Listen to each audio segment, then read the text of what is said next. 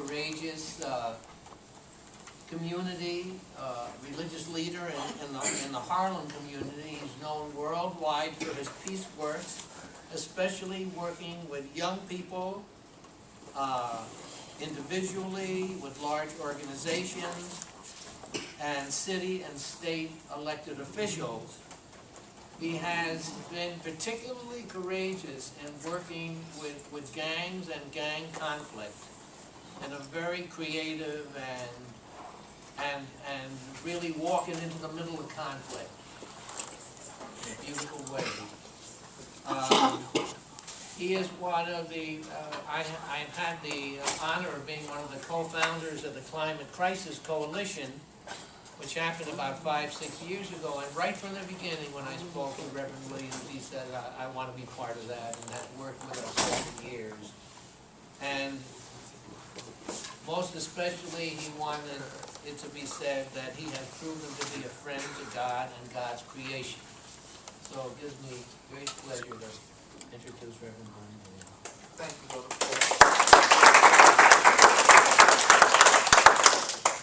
Before I begin, I endeavor you to just have patience with me as I dedicate any talk that I have to a person or a group.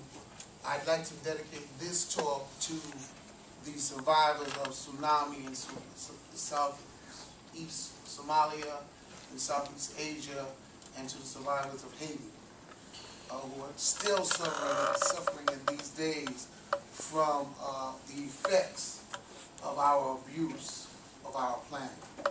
Up here I posed a question as I reflected on environmental justice and the carbon price for the carbon pricing conference. As what does it mean to urban youth? I venture to say that that is a twofold question, and the top part of it is nothing, because there's no connection for them. The bottom part of it is very much, because their future rests in what we do today. I'm going to move to the, because I have to scroll down, and I got pictures, because I'm one of the visual persons as I talk. The urban youth today's reality and global warming, making the connection. To make the connection for them is paramount.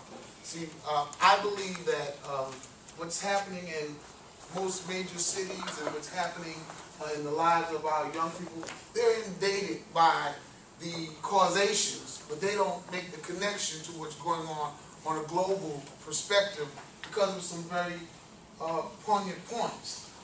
There are no safe spaces for our young people, and particularly our young urban people who don't make this connection. Most of our young people at birth are poisoned by the pollutants that are in the air, toxic air. This has been proven by other learned professionals. And that's why carbon pricing is important. But to them it's not important because they don't make the connection.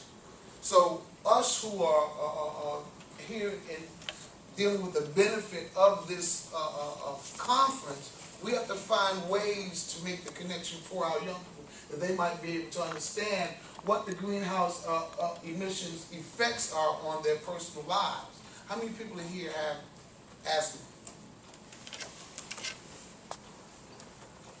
Poison in the air that we breathe is the causation for that.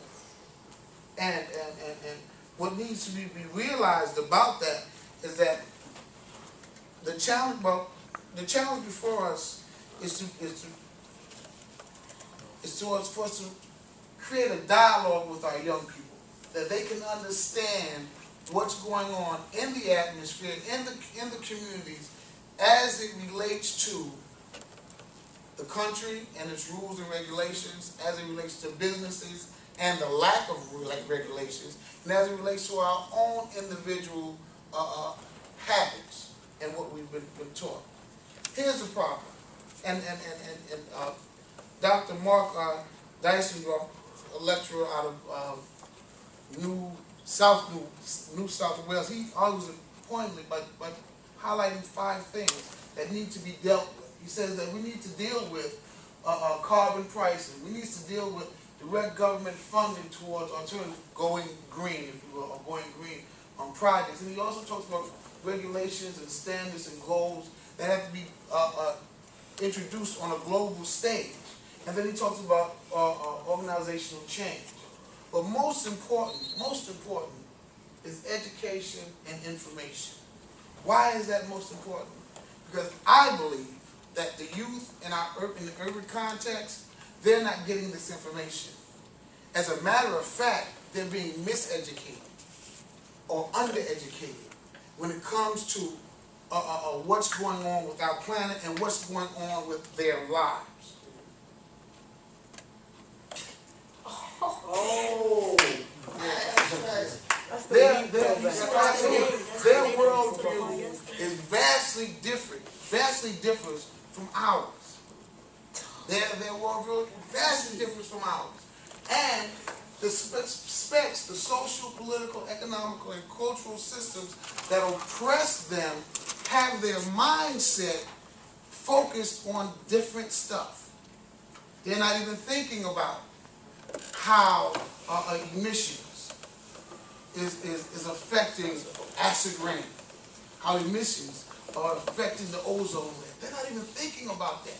They're thinking about Gucci belts and how to attain things that their ability to earn doesn't even parallel. This is what we have to turn our languages to, because this is what they see. Our language has to speak to their reality, that they can make the connection for themselves, and then they can start dialogue with one another, so that then we can do something that our brother James Henson was talking about when he talked about the youth mobilization. Because we need the youth to mobilize. We just don't need the youth, we need the urban youth as well. Because they have been taught to be consumers.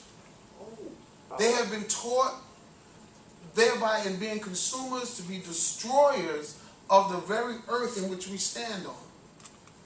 Not to replenish the earth. Not to give back and not to nurture and not to care for her.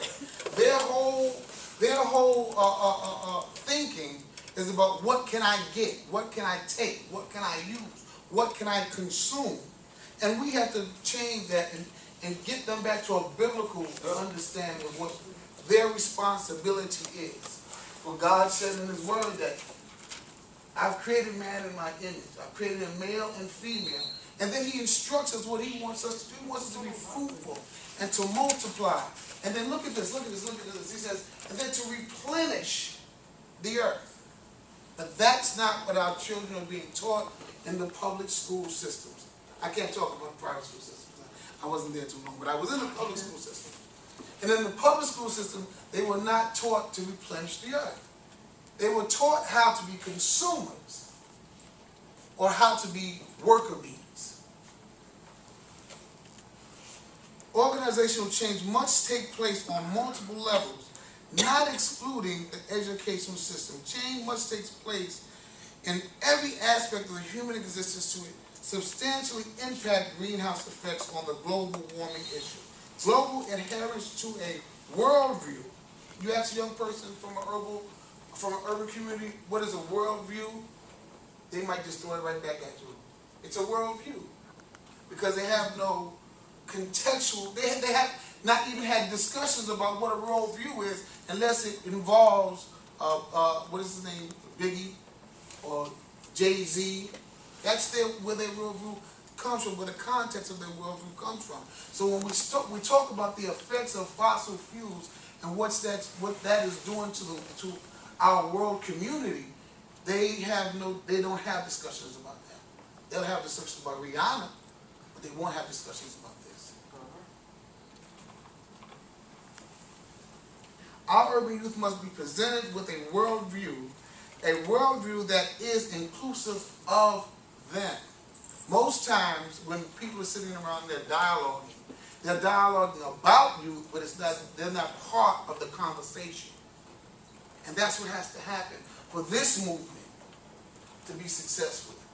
They have to become stakeholders.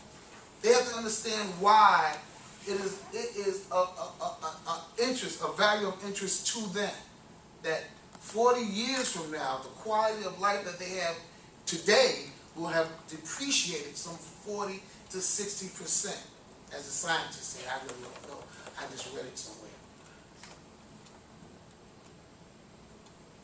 The way they appreciate life in the earth has to change to where now there's a reciprocity for what you give and what you take from the earth, that they can truly come to enjoy the earth and what it is. I didn't want this to be long. I wanted to have enough time with this discussion that it would stimulate even the young people that I brought from the urban community up here for this conference. Because what's important to me is that they see this, they hear us, and then they take that in their own language and go into the highways and the byways to start to disseminate the message as they understand it about the critical mass in which we're in now. Thank you very much.